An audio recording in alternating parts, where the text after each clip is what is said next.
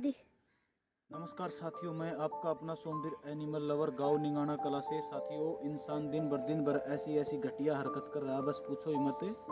एक ब्लैक रंग की फीमेल डॉग होती है और उसको होता क्या कि उसके 3 से 4 बच्चे भी होते हैं। वो खाना खाने के लिए गांव में गई होगी, कहीं पर भी गई होगी, तो उसको गर्दन के ऊपर इतनी बुरी तरह से उसको लठ से प्रहार किया गया कि उसकी गर्दन टूट गई और सूजन भी आ गया था। वो बस लास्ट स्टेज था उसका बचने का।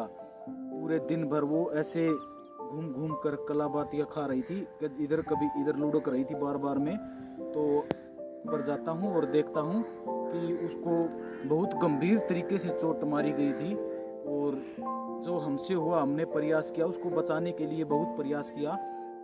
सुबह भी हमने उसका ट्रीटमेंट दिया जो संभव हुआ, फिर डॉक्टरों से भी सलाह ली हमने, ये दिक्कत हो गई, फिर भी उसका कोई भी समाधान नहीं निकला क्योंकि उसकी गर्दन टूट चुकी थी।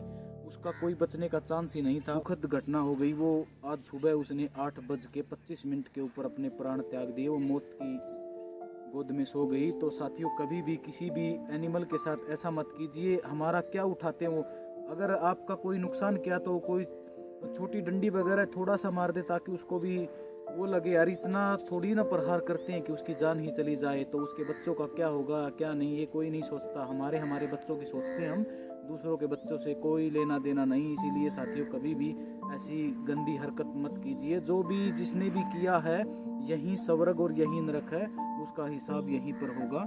कोई दिक्कत नहीं। आप इतने भले काम कर रहे हो जो कि बेचारी को उसको मौत की गोद में सुला दिया आपने, जो जिसने भी किया है वो काम।